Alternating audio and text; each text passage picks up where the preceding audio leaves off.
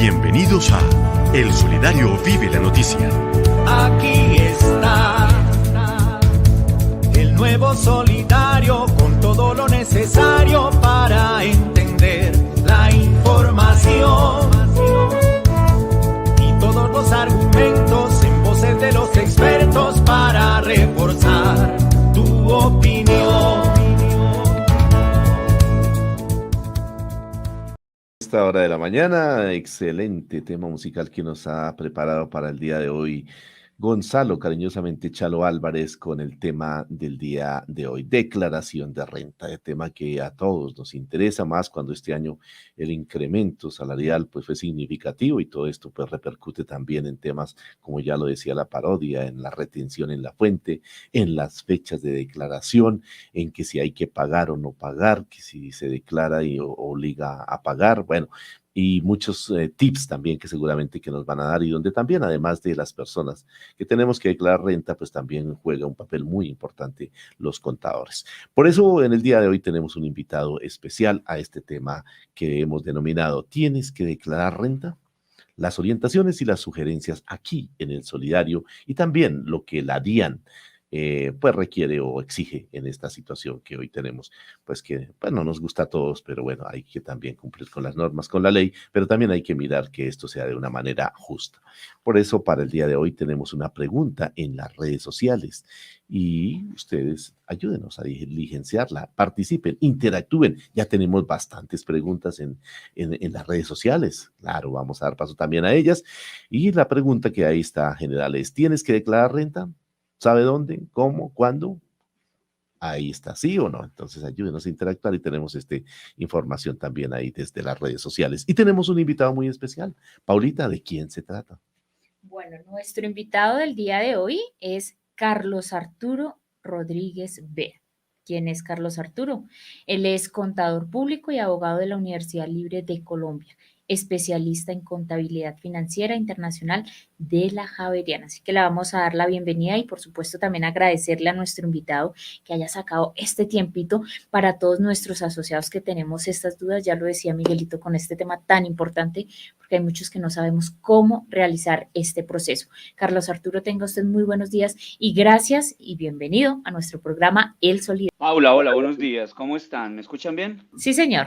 Bueno, no, con mucho gusto a sus órdenes. Bueno, Carlos, muchas gracias por aceptar nuestra invitación en el día de hoy. Y bueno, y arrancamos de una el día de ayer, el 31, también incluso ya había gente corriendo por el número de la cédula para tratar de reunir los documentos y que no lo coja la extemporaneidad. Y bueno, creemos que es oportuno el tema y precisamente queremos que usted nos diga qué significa declarar renta en Colombia, cuál es el órgano de control que la ejecuta. Es una tarea aquí de pedagogía para estar informando a todos nuestros seguidores sociales. Carlos. Bueno, Miguel, lo primero que hay que decir es que nuestra constitución política señala que los ciudadanos estamos obligados a contribuir con las cargas del Estado. Obviamente, como usted lo decía al principio, bajo unos principios de equidad y de justicia, es decir, cada cual debería contribuir con las cargas del Estado en la medida de sus capacidades. ¿Cómo se hace esto? Dijéramos que la ley ha previsto que las personas naturales debemos hacer una declaración privada de nuestro patrimonio y nuestra renta. Cuando digo nuestra renta, quiero decir nuestros ingresos menos algunas deducciones que la ley admite. Entonces, digamos que es el mecanismo que tiene el Estado colombiano para poder conocer ese patrimonio, esos ingresos y esos gastos. Actualmente, la Dirección Nacional de Impuestos y Aduanas Nacionales, es decir, la DIAN, es la entidad responsable de conocer esa información y de administrar los tributos nacionales, no los territoriales. Fíjese, Miguel, que cuando uno paga impuesto de industria y comercio, por ejemplo, lo hace a un distrito o a un municipio. La DIAN allí no tiene injerencia. La DIAN solo tiene facultades sobre los ingresos nacionales, dentro de ellos el impuesto de renta y su complementario de ganancias ocasionales. Bueno, importante entonces esta primera intervención que nos hace aquí Carlos Arturo en el tema que tenemos en el día de hoy, de declarar renta. Y bueno, Vayamos con las cifras, que esto es muy importante, porque seguramente quienes hemos venido declarando renta, pues ya sabemos que tenemos que volver a hacerlo, pero seguramente puede ingresar nueva gente por el tema de montos, incrementos, situaciones que se dan en materia económica en cada uno de los presupuestos de las personas. Por eso, ¿quién es hoy para el año 2023? Pues digamos, en este año que estamos, que pues lógicamente hace referencia a los recursos del año inmediatamente anterior, declaran renta. ¿Quiénes declaran renta y cuáles son esos topes de tributación, Carlos? Bueno, entonces, Miguel, lo primero que vamos a advertir es lo siguiente. La declaración de renta que se está presentando por estos días corresponde realmente al año gravable 2022. Es decir, la declaración de renta del 2023 se presentará en 2024. Por eso muchas de las preguntas que nos vayan a hacer tenemos que responderlas. ¿Qué ocurrió en 2022, que estoy declarando en 2023, y qué cambios importantes introdujo la pasada reforma tributaria para la declaración de renta del 2023 que se presentará en 2024? Entonces, voy aquí a aprovechar y les comparto mi pantalla. Por favor, me confirman cuando ya esté compartiéndola, por favor. Bueno, todavía no Listo, la por vemos. favor, confírmenme si ya se ve. Ya está ahí. Listo, entonces digamos que ¿quiénes están obligados a declarar renta? Todos, Miguel y Paula, todos, absolutamente todos. ¿Quién es Miguel? ¿Quiénes debemos declarar renta? Todos los contribuyentes de renta. Ahora, la ley siempre dice, todos menos algunas excepciones. En la diapositiva están viendo 4 grupos de personas naturales que a pesar de ser contribuyentes, no serán declarantes de renta. El primer grupo está compuesto por los asalariados, pero esos asalariados deben cumplir unos requisitos.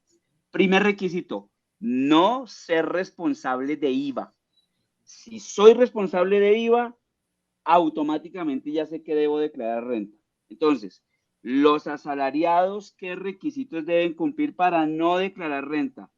Primero, no ser responsables de IVA. Segundo, que sus ingresos provengan por lo menos en un 80% de su relación laboral. Que su patrimonio bruto no supere 171.018.000 pesos. 2022. Que sus ingresos brutos no superen 53.206.000 pesos. 2022. Que sus consumos con tarjeta de crédito o sin tarjeta de crédito no superen ese mismo umbral, es decir, 53.206.000. Y algo muy importante, que sus consignaciones bancarias, depósitos o inversiones financieras no superen 53.206.000. ¿Qué pasa, Miguel? Que es un tema que queremos ahí resaltar importante. Resulta, y Paula, que a veces uno tiene la tía querida. Y entonces la tía querida dice, ay, mijo, por favor, présteme su cuenta bancaria para consignar una platica que me entró. Y uno, como es tan buen sobrino, hace el favor.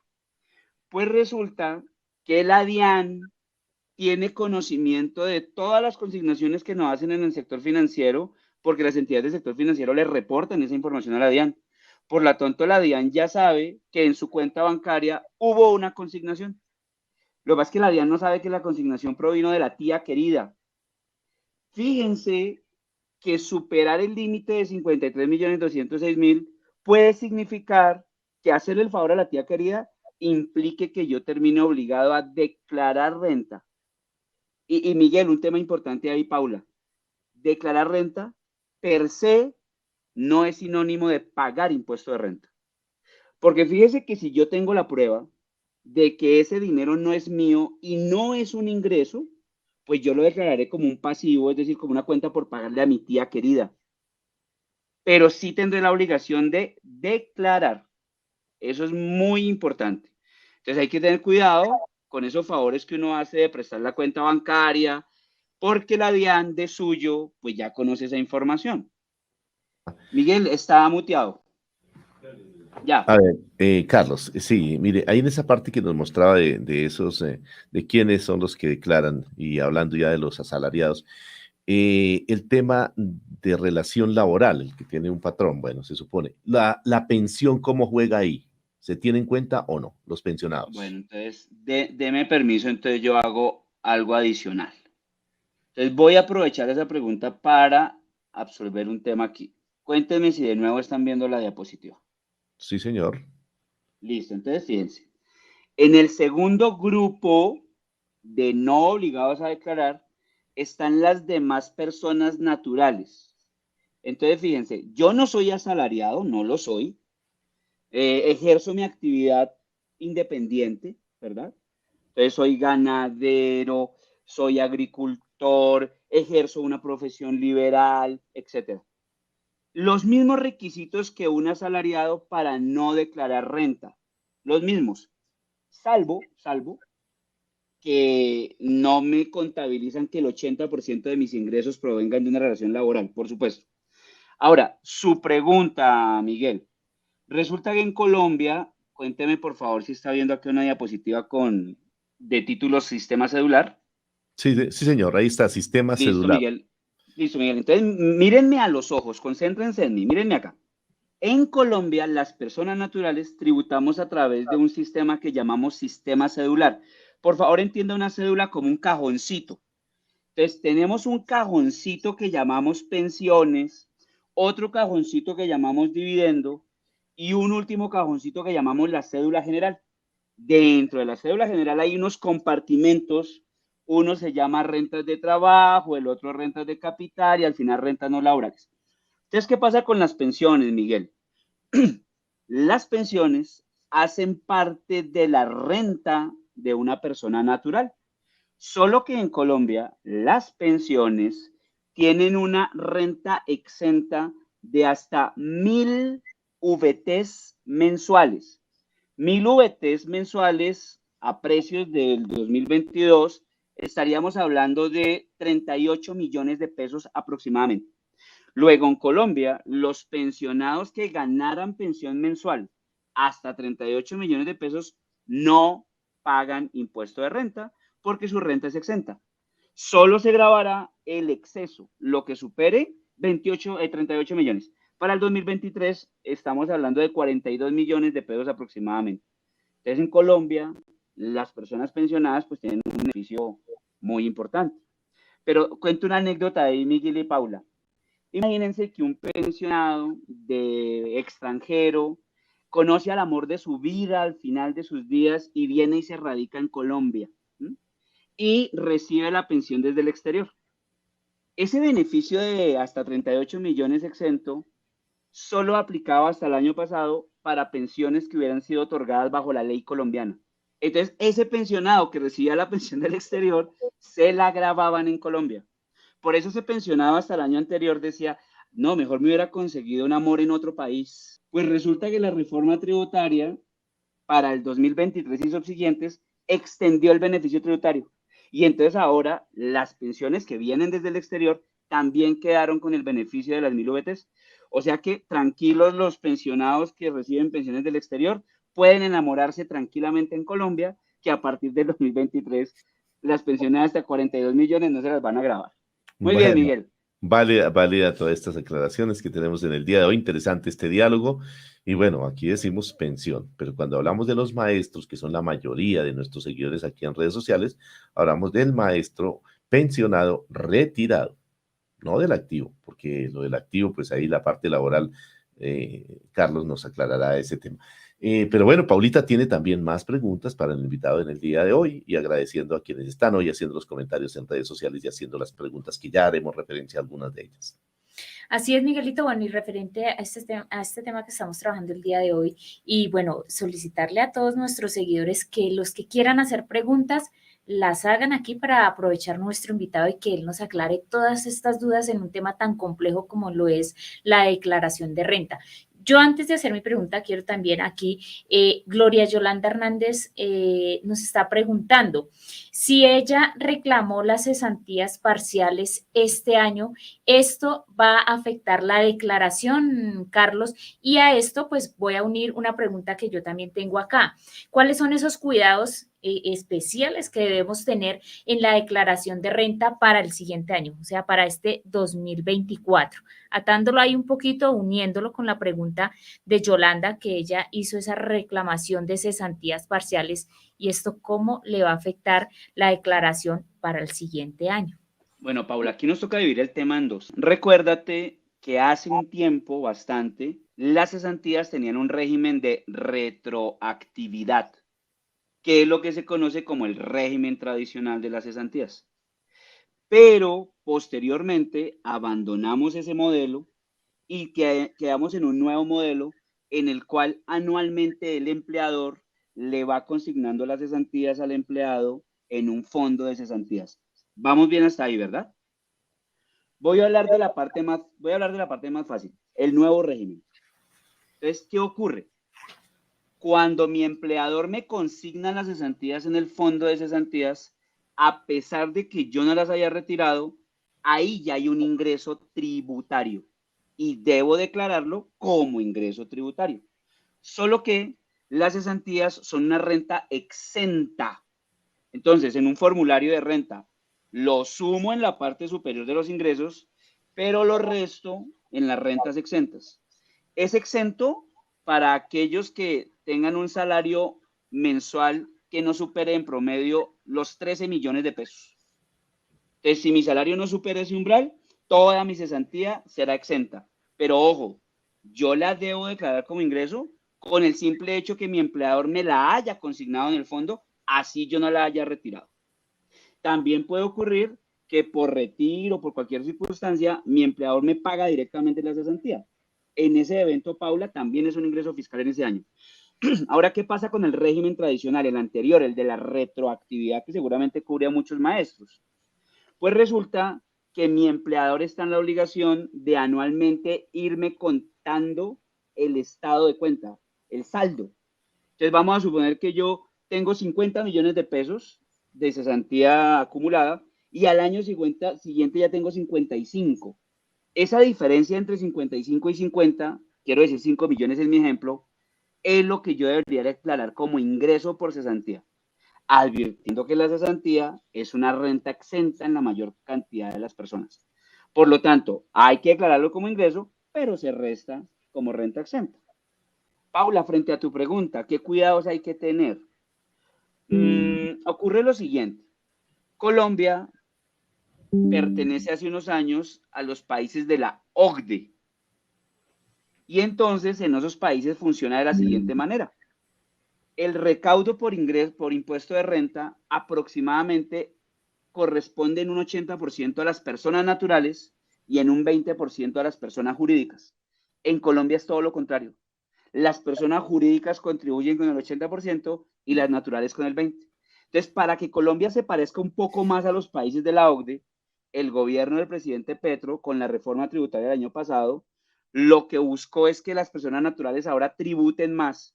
Entonces, Paula, lo primero que debo tener en cuenta es si soy persona natural, de acuerdo con la ley tributaria, seguramente se me va a incrementar mi tributación, la que tenía del año pasado comparada con este año. Pero en la ley tributaria se respeta algo. Para aquellos asalariados o personas que perciban honorarios, quiero decir, no tienen relación laboral, más o menos los que estén hasta un tope de 10 millones de pesos no van a ver afectada su tributación, porque la reforma tributaria respetó esa circunstancia. Por lo tanto, si yo devengo aproximadamente hasta 10 millones de pesos, pues voy a tributar similar a lo que tributaba en años anteriores. Pero si mis ingresos ya empiezan a superar ese umbral de los 10 millones, 11, 12 millones, es casuístico, pues sí, seguramente mi tributación se verá impactada. Entonces, por ejemplo, Paula, si soy empleado, yo por ley tengo derecho a unos beneficios, como los dependientes económicos, los pagos de medicina prepagada, los ahorros voluntarios que hago en fondos voluntarios de pensiones o en cuentas AFC, quiero decir, fomento de la construcción, los créditos que tengo con ICETEX. Si soy, no soy asalariado, sino soy un trabajador independiente y yo presento mi declaración de renta como independiente, fíjate que hay unos costos y gastos asociados a mi actividad, el transporte que pago, el arrendamiento, los servicios públicos, siempre y cuando esos costos y gastos estén debidamente soportados, pues yo tendré derecho a deducirlos de mi declaración de renta. Te interrumpo aquí porque me debo devolver un poquito. Porque aquí la idea es que esto quede, digamos, claro y todas las inquietudes que nos plantean son muy importantes. Y son dos temas. Usted ya tocó esta parte, lo que tiene que ver con las cesantías. Usted dice las cesantías son exentas, ya nos explicó eso. Las cesantías en el régimen de los maestros, pues como usted también lo tocó, existe pues lógicamente dos situaciones especiales. Los maestros nombrados antes del año 1990 tienen las cesantías de manera retroactiva. Y de ahí en adelante, pues las cesantías son, pues digamos, se liquidan año a año, ¿sí? Entonces, en ese sentido hay una diferencia, pero son cesantías. Pero la pregunta va a lo siguiente. Las cesantías parciales son las que retiran. Hagamos cuenta, no de las que reporta el patrón, sino de las que se retiran. Y, por ejemplo, un maestro, bien sea en cesantías retroactivas, hace un retiro, ¿sí?, de esas cesantías, o así sean anualizadas también, que son las después de 1990, en el momento en que hace ese retiro, voy a decir algo, en el año 2022, hizo el retiro de sus cesantías parciales para compra de algunas. ¿Son exentas? Miguel, ¿qué porción? ¿Las de la retroactividad o las posteriores? Bueno, miremos los dos casos, porque Listo, hay entonces los maestros, dos como hay dos casos. grupos de maestros, sería bueno hacer esa aclaración. Entonces empecemos con el más fácil. Las que no tienen retroactividad, las del nuevo régimen. Ujú. Las Hasta el anualizadas. año, correcto, hasta el año 2016, la ley tributaria decía que solo había ingreso fiscal cuando yo la retiraba del fondo. Mientras que estuviera en el fondo, no había ingreso fiscal. Hasta el 2016. Luego, si yo voy a retirar cesantías del 2016, como no habían sido ingreso para mí, en el momento en que la retire, en su ejemplo 2022, ahí hay ingreso fiscal. Y habrá que verificar, de acuerdo a los topes, si está exento toda la cesantía o parte de ella. Segundo, después del 2016 entró en vigor la ley 1819 de 2016. Entró en vigor el 1 de enero de 2017 por la mañana.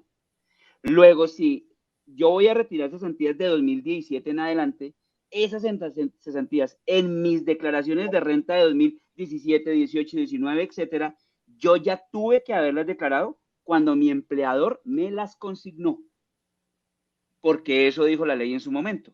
O sea que yo presumiría que esas cesantías de 2017, 18, 19, 20, 21, etcétera, ya fueron declaradas en el momento exacto en que mi empleador me las consignó, o bien en fondo de cesantías privado, o bien en el Fondo Nacional del Ahorro. Ahora, ¿hasta aquí vamos bien, Miguel? ¿Entendido hasta acá? Listo. Ahora, ¿qué pasa con las de la retroactividad? También uno debería presumir que cada año las fue declarando, y en la medida en que las fue declarando, por la diferencia entre los saldos de un año y otro, ya habían quedado incorporadas. Sin embargo, he notado en muchos casos que nunca fueron declaradas, pero en 2022 voy y las retiro.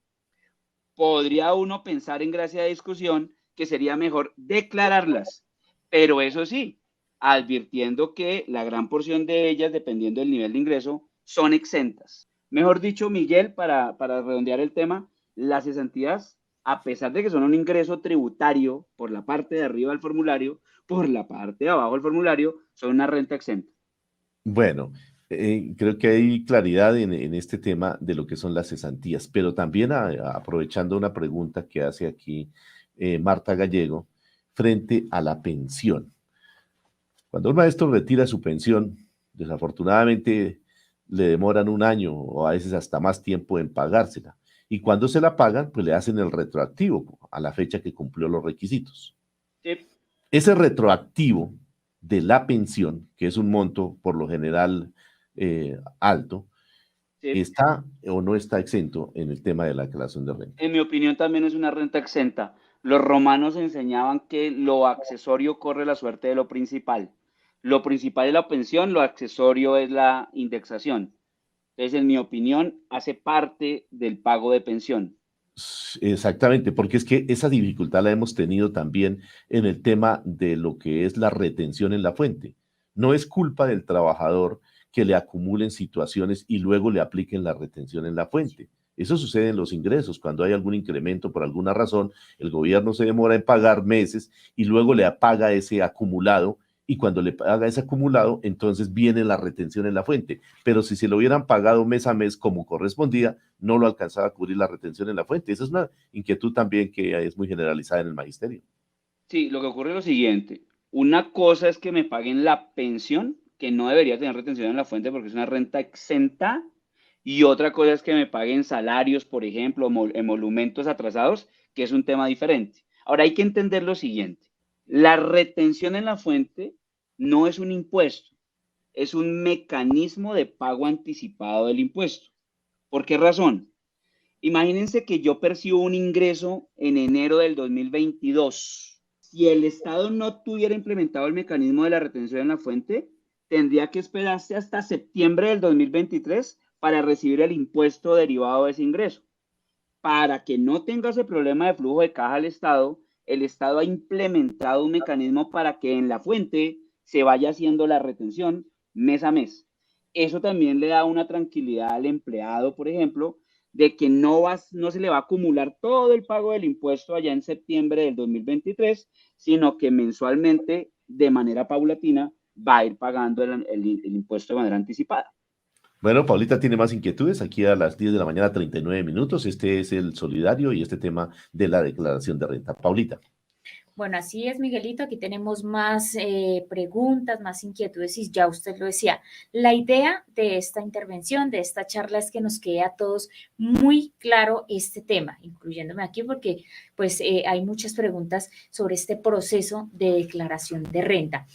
Carlos, hablemoslo así concretamente y bueno, para que, ya lo decíamos, nos quede claridad sobre este tema, hablemos sobre esos ingresos adicionales. ¿Qué son los ingresos adicionales y por qué son de una u otra forma se han vuelto como una problemática con los profesionales que tienen esos contratos adicionales y más en un país como es Colombia? Recuerden la gráfica que mostramos hace un momento, ¿no? Espérenme, yo la vuelvo aquí a compartir para que a veces una imagen dice más que 1000 palabras. Espérenme un segundo. Listo, acá, esta. Entonces, ¿qué ocurre? Pudiera ser que yo soy empleado y entonces recibo rentas de trabajo, o soy trabajador independiente con un contrato de prestación de servicios, también se califica como rentas de trabajo, Paula. Ojo con eso. Yo puedo ser independiente, contador, abogado, arquitecto, médico, mecánico, bueno, todo lo que ustedes quieran. Yo puedo ser independiente. Pero si tengo un contrato de prestación de servicios personales, también lo califico como renta de trabajo. Me explico. Dentro de las rentas de trabajo están, además de los asalariados, los que se asimilan a asalariados. Verbigracia, los contratistas por prestación de servicios personales. Pero yo también pudiera tener un apartamento, entregarlo en arrendamiento y recibir ingresos por arrendamiento. A eso le llamaríamos una renta de capital. O yo tener CDTs, por ejemplo, en Cotraecún, y que esos CDTs me renten. Aquí también tendría una renta de capital. O podría tener rentas no laborales porque ejerzo el comercio por alguna circunstancia. Entonces, Paula, voy a dejar de compartir. Yo seguramente tendré una actividad principal, ¿verdad? Pero como tú lo señalabas, podría tener ingresos adicionales. Entonces, yo puedo ser empleado, pero también dicto clases en una universidad y me pagan por prestación de servicios, pero entonces yo vendo camisetas estampadas y los fines de semana vendo refrigerios. Entonces tengo muchas. ¿Qué es importante en ese punto? Los empleados y los que se asimilan a empleados solo pueden reducir su impuesto de renta con unos factores que la ley expresamente dice, que cada vez son menos, ¿no? Es decir, cada vez se va marchitando la posibilidad de hacer planeación tributaria para los asalariados. Los dependientes, decíamos, la medicina prepagada, los intereses por crédito hipotecario, leasing habitacional, los ahorros voluntarios que hago en fondos de pensiones, etcétera. Bueno, pero si, por ejemplo, yo soy un independiente que desarrolla una actividad y yo quisiera solicitar costos y gastos de mi actividad, debo tener mucho cuidado con lo siguiente, que ahí es donde pecan todos los independientes. No solicitar los soportes idóneos para deducir, para restar. Por ejemplo, yo pago arrendamiento de la oficina que tengo tomada en alquiler. Y para poder deducir ese gasto, yo necesitaría una factura electrónica de quién me está entregando un arrendamiento. Fíjate que si es una inmobiliaria, pues muy fácil, porque la inmobiliaria seguramente me entregará una factura electrónica. Pero ¿qué tal que quien me entregue un arrendamiento sea una persona natural y no una inmobiliaria? Fíjate que en ese caso, yo soy el que debo generar algo que la ley llama el documento soporte con no obligado a esa factura. Y si tengo al menos un empleado, debería tener algo que ahora se llama la nómina electrónica. Conclusión, Paula, para hacer una planeación adecuada de mi tributación, de esos ingresos adicionales que tú llamas, y poder deducir costos y gastos, yo debo tener los soportes idóneos que la ley advierte. Primero, por excelencia, la factura electrónica de venta. Acostúmbrense a pedir factura electrónica de venta por todo, por absolutamente todo. Se va a tomar un café en Starbucks Juan Valdez o Tostado, pida la factura electrónica, porque esa factura le va a servir como soporte para reducir el pago de su impuesto. Bueno, esa pregunta es muy importante. Disculpe que nos salgamos aquí un poquito de eso, pero usted acaba de decir algo que yo creo que casi nadie lo hacemos. Le dicen a uno que le expido la factura electrónica. No es necesario. Y digamos, entonces hay que ahora cambiar pues, hay que decir que sí, pero ¿qué trámite hay que hacer? La persona, ¿qué hace trámite con la factura electrónica? Simplemente ya al pedirla, ya automáticamente allá la DIAN a la hora de la declaración de renta la va a tener en cuenta. Vale, Miguel, entonces aclaremos eso. Lo primero es lo siguiente. Si yo soy asalariado o asimilado a asalariado, hasta el año pasado, las facturas electrónicas de el almuerzo de los domingos, el gimnasio, la comida de las mascotas, no me importaba. Esa factura para mí era irrelevante.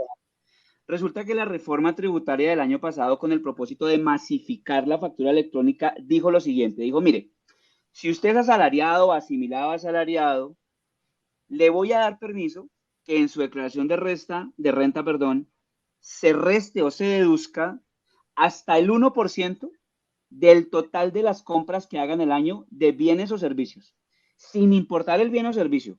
Insisto, yo pago mañana el colegio de mi hija, menor de edad. Pido factura porque esa factura, a pesar de que no tenga relación de causalidad con mi actividad, me va a servir para disminuir mi impuesto a pagar. Entonces vuelvo y juega.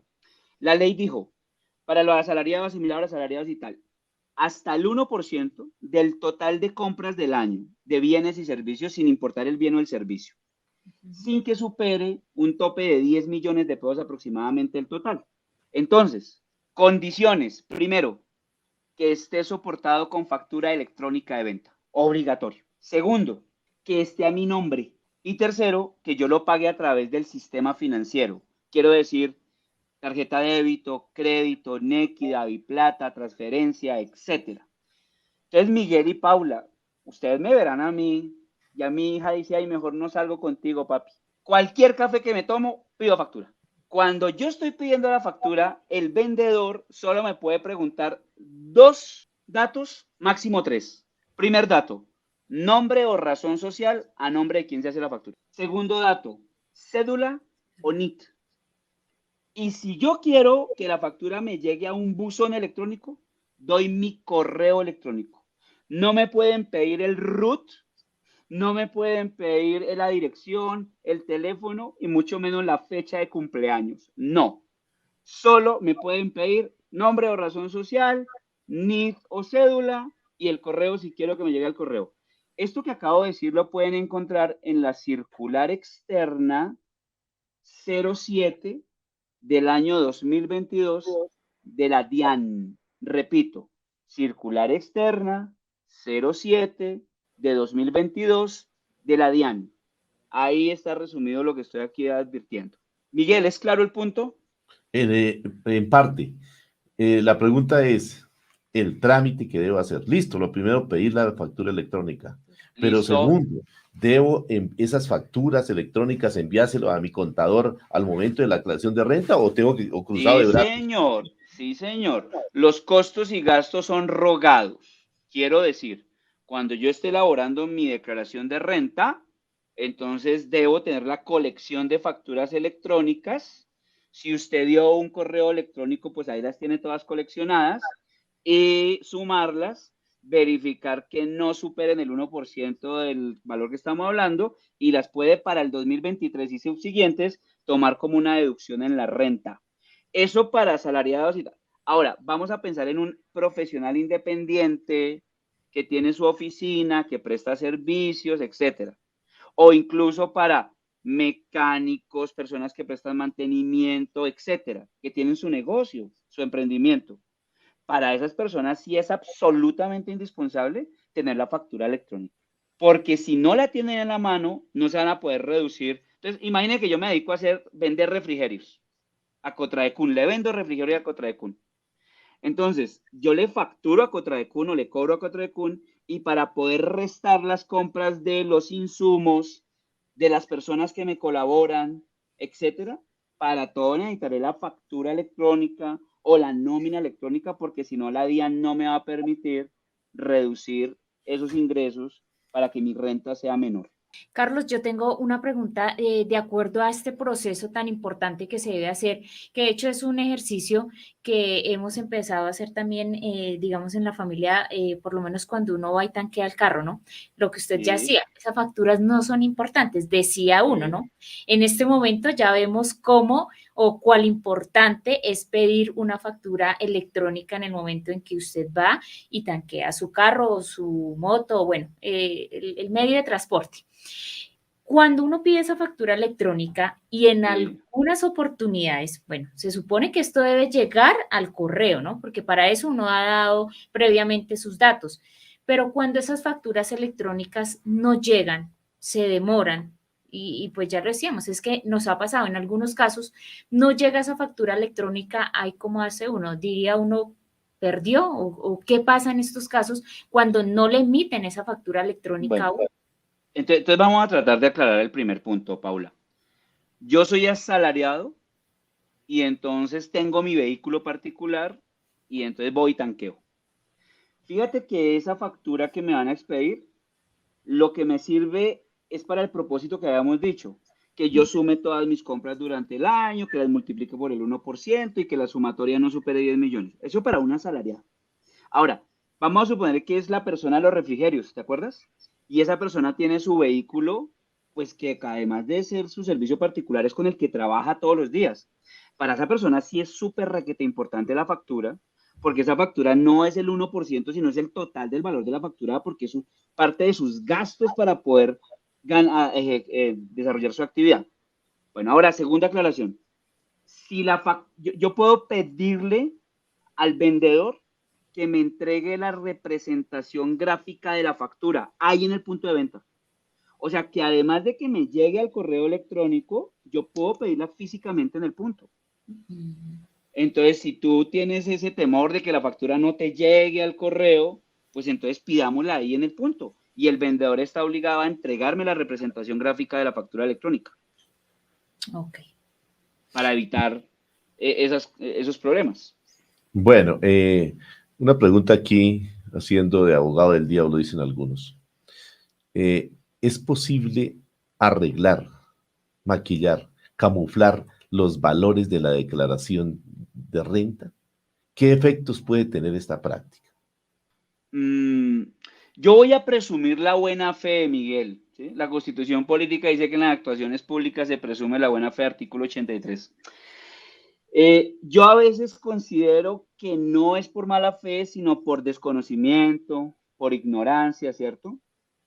Por eso a mí me parece súper importante acompañarse de una contadora o contador público de confianza. ¿Qué ocurre? Yo he escuchado mucho, incluso a la misma DIAN, hágalo usted mismo. Y a mí eso me parece igualito que automedicarse en lugar de acudir a un médico. O intentar usted llevar un proceso jurídico en lugar de hacerse acompañar de un abogado. O tratar de construir la casa solo sin tener ni idea de ingeniería o de arquitectura. Me parece igualito. Seguramente hay declaraciones de renta que son más sencillas que otras, pues por supuesto, si yo soy solo empleado o soy solo pensionado, pues seguramente la declaración de renta es relativamente sencilla de elaborar. Pero si yo tengo ya más actividades como Paula lo señalaba, y entonces tengo bienes y recibí una herencia y me divorcié bueno, y viene una cantidad de temas ahí de vicisitudes. Lo mejor es hacerse acompañar de una contadora pública o de un contador público. Miguel, claro que sí, digamos, siempre el contribuyente al final tendrá la opción de no declarar un ingreso, por ejemplo. Pero a mí eso me parece es generar un problema hacia el futuro. Hoy en día, como están las cosas, la DIAN tiene una base de datos supremamente robusta, a la cual le llega información todos los días. Mire, usted va al supermercado y con solo dar la cédula, esa compra ya queda imputada a nombre suyo. Entonces, el tema es que debemos ser conscientes en Colombia que todos debemos tributar, por supuesto, en la medida de nuestra capacidad contributiva, dentro de los principios de equidad y justicia, por favor. Pero es injusto que unos tributen y otros no. Por lo tanto, sí, Miguel, seguramente habrá formas voluntarias o involuntarias de disminuir la carga tributaria. Pero en mi opinión, hoy en día el cruce de información que hace la autoridad tributaria es muy robusto y seguramente usted va a ser detectado. De pronto no hoy, y es un buen punto. Mire, nosotros presentamos la declaración de renta del 2022, supongamos hoy en septiembre del 2023. A partir de esa presentación, la DIAN tiene 3 años para fiscalizar esa declaración de renta. 3 años. Entonces, si usted se arriesgó y se la jugó, pues le toca 3 años con la camándula en la mano y subir los 9 domingos a Monserrate de rodillas. Yo no sé qué tanto tiene que hacer. Pongamos la mano en el corazón. Tenemos que contribuir con el Estado colombiano en la medida de nuestra capacidad contributiva, por supuesto. Bueno, esa pregunta y esa aclaración es muy importante, ¿no? Y pues lógicamente aquí todo dentro de lo correcto que se debe hacer, pero muchas veces por las injusticias que se generan, porque es bien sabido, por ejemplo, hace algún tiempito cuando se pidió la declaración de renta a un expresidente, dueño de casi medio departamento, y declaración de renta en ceros, ¿sí? Esto lo asocio con la siguiente pregunta: los concejales, los políticos, las personalidades que hacen política en este país, ¿deben hacer pública su declaración de renta? Bueno, ocurre lo siguiente. Quienes sean servidores públicos, dentro de ellos los políticos, bueno, no le llamamos político, los servidores públicos que fueron de elección popular, como presidente, gobernador, alcalde, etcétera, pero también los de la rama judicial, los magistrados, los jueces, como los de la rama ejecutiva. Todos los servidores públicos están obligados a declarar sus bienes y rentas, incluso hasta sus conflictos de interés. Esa es la ley 2013 del año 2019. Esa ley, me acuerdo que fue del gobierno Duque, recalcó, bueno, ya existía en una normatividad anterior, pero esa ley es la última que tenemos en vigor, en donde establece que todos los servidores públicos, incluidos los de elección popular, están obligados a través del Departamento Administrativo de la Función Pública y los formularios que allí se disponen, de hacer su declaración de bienes, rentas y conflictos de interés. Entonces, sí, señor, existe esa obligación. Bueno, Carlos, ya para ir finalizando, nos quedan aquí pues varias preguntas, varias dudas, pero ¿qué recomendaciones le podemos dar aquí a nuestros seguidores? Bueno, ¿qué recomendaciones debemos tener para organizar nuestras finanzas y pues poder así disminuir el pago de la declaración de este año lectivo y pues igualmente para los próximos años. ¿Qué recomendaciones básicas importantes deberíamos tener a la hora de organizarnos financieramente? Bueno, Paula, la primera es la siguiente. Fíjate lo que está pasando hoy. Hoy, 2 de septiembre del 2023, estamos hablando de la declaración de renta del 2022, donde ya hubo hechos cumplidos. Es decir, si usted va donde una contadora pública o un contador público a decirle ayúdeme, pues ya no hay nada que hacer, porque ya son hechos cumplidos. Luego, Paula y Miguel, esta invitación de hoy, ojalá la tengamos antes de que se acabe este año, para la creación de renta del 2023. Quiero decir, antes de que se acabe el 2023, hay que hacer el análisis y la planeación del 2023 que se presentará en 2024. Entonces, primera recomendación para las personas que hoy están aquí con nosotros y después nos van a ver en redes sociales. No se esperen a que termine el 2023 para planearlo, porque si ustedes dejan que termine el año, ya no habrá nada que hacer porque hay hechos cumplidos. Voy a poner un ejemplo solamente. Está permitido en la ley tributaria que haya donaciones de padre a hijo, por ejemplo, con un límite para que haya una ganancia ocasional exenta. Imagínense que yo podría ir planeando cómo transmitirle el patrimonio a mis hijos en vida, poco a poco, utilizando figuras como estas. Pero si yo dejo terminar el año, perdí la oportunidad de esa ganancia ocasional exenta de ese año. Entonces, la invitación para todos es, por favor, me arrodillo en pepas de mamoncillo. No dejen que termine el 2023 para planear el 2023. O sea, esta reunión no puede ocurrir en 2024 cuando ya hay hechos cumplidos.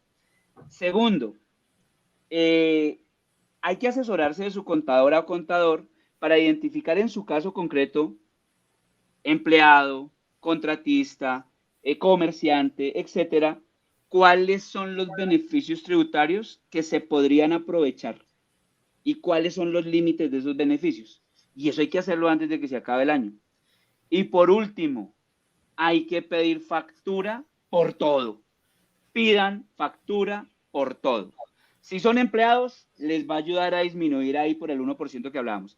Si son independientes, comerciantes, etcétera, prestadores de servicios, les va a servir para disminuir costos y gastos y pagar un poco menos de impuestos. Carlos, hay una pregunta que se nos pasó aquí que creo que es muy importante y es el trámite que se podría hacer y que muchas veces no lo hacemos, especialmente los empleados públicos, para que en la declaración de renta, digamos, seamos beneficiados o tengamos en cuenta lo que son esas rentas o esas actividades exentas que nos podrían bajar el monto de un posible pago.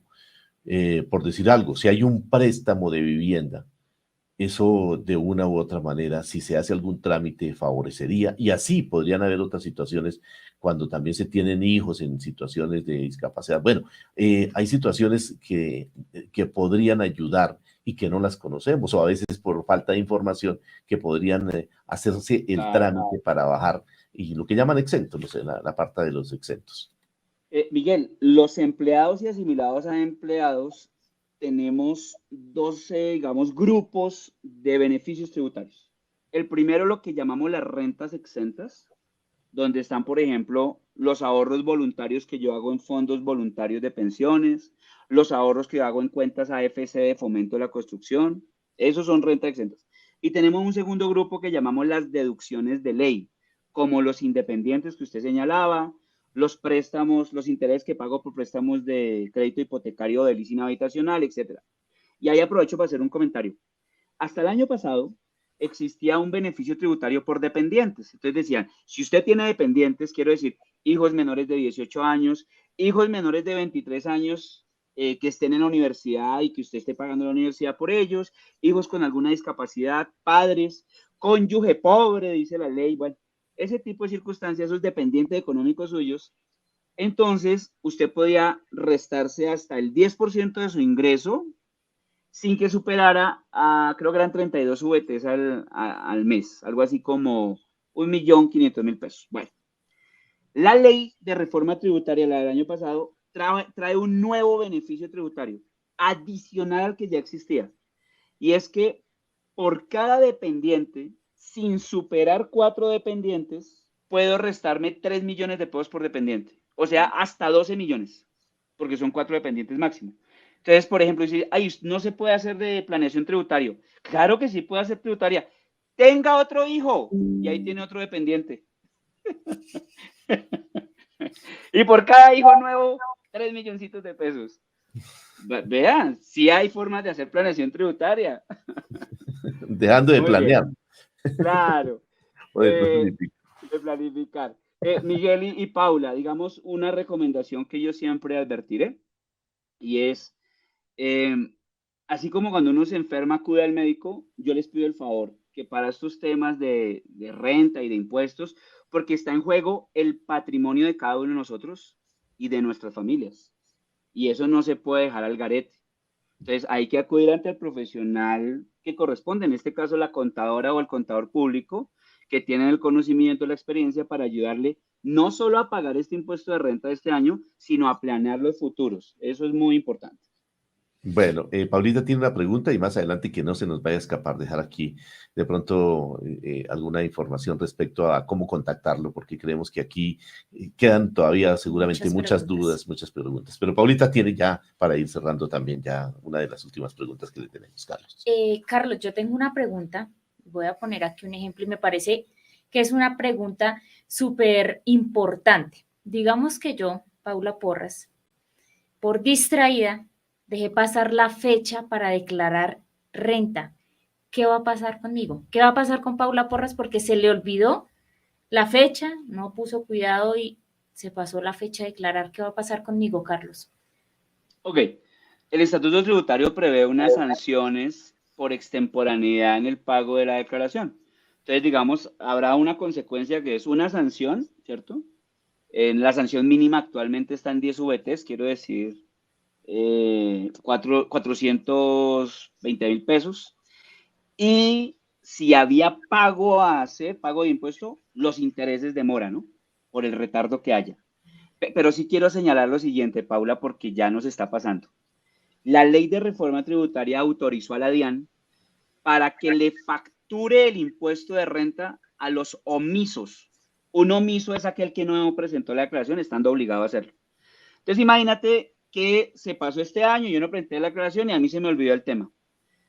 La DIAN quedó facultada para emitir una factura, o sea, la DIAN te va a facturar. Entonces, la DIAN emite una factura, te la envía al correo electrónico y tienes 2 meses para hacer algo. Entonces, vamos a suponer, primer caso, tú viste el correo de la DIAN, lo abriste, ay, se me olvidó, verificas, dices, sí, la DIAN tiene razón, esto es lo que le debo, pagas. Y con eso superas el problema. Claro, cuando vas a pagar, pues pagas la sanción por extemporaneidad y pagas el interés de mora. Fácil. Segundo escenario, abres el correo, ves la factura y dices, no, yo no estoy de acuerdo. O sea, o no estaba obligado a facturar o eso no son los valores. Entonces empiezas una controversia con la DIAN. Entonces tienes que agotar un proceso administrativo de discutir el impuesto con la DIAN. Pero lo peor que puede pasar es lo siguiente, Paula. Es lo peor que puede pasar. Tú ves el correo de la DIAN y lo mandas a correos no deseados. Y lo ignoras. Resulta que si transcurren los 2 meses y tú no te pronuncias, esa factura se convierte en un título o valor que presta mérito ejecutivo. Y la DIAN entonces te puede ejecutar. Entonces, ¿qué me preocupa a mí? Resulta que por allá una empresa me reportó erróneamente en la DIAN. Y en lugar de reportarme un ingreso de 2 millones, me reportó uno de 200. Puede ocurrir. Un error. Y yo ignoré el correo de la DIAN, correo no deseado, nunca dije nada. Imagínate, la DIAN me va a empezar a perseguir por ese impuesto que supuestamente dejé pasar sobre 200 millones de pesos. O sea que, primero, si soy omiso, pues debo ponerme al día y presentar declaración y tal. O si llego a recibir esa factura de la DIAN porque yo nunca fui consciente que tenía que pagar impuesto o que presentar la declaración, es mejor contestar el correo, o bien allanándose a él, o bien controvirtiéndolo. Pero eso de guardar silencio es la peor opción.